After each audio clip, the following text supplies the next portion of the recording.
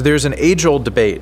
Do you want to grow or be profitable? There's a debate about which one of them is right, and there's also a debate about whether that's a false choice.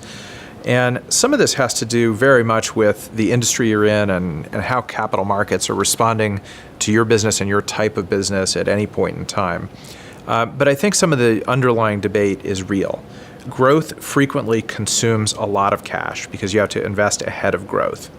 So this debate about whether you want to be profitable, whether you want to grow, or how much of which is important for your business is really a point-in-time thing. There's no right answer, and it can change many times over in the course of your company's life.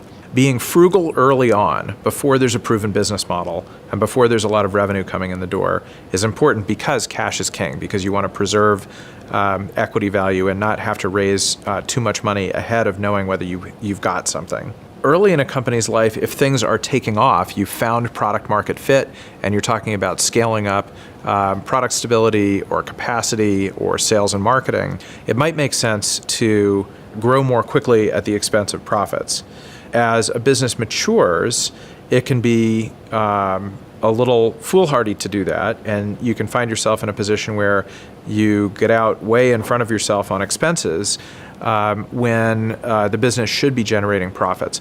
Long term, most capitalists would say businesses are valued on their future profit streams or potential for profit, and it's really in that early stage or that sort of mid stage of things are working, you've already scaled up to a certain point, but you're not huge yet, where you have to be really careful about those trade-offs.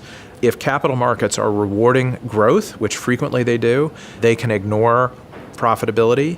But again, you don't want to get caught being in a position of losing too much money and having too many capital requirements when the winds change with capital markets, because you can find yourself in a really compromised position. The faster you're growing, the greater the tolerance is for losses. But again, you really don't want to find yourself at the whim of capital markets. You want to control your destiny as much as possible as an entrepreneur, and not getting too far out in front of yourself with expenses, and really feeling confident that you have your hands on the dials of revenue and expenses is really the way to go.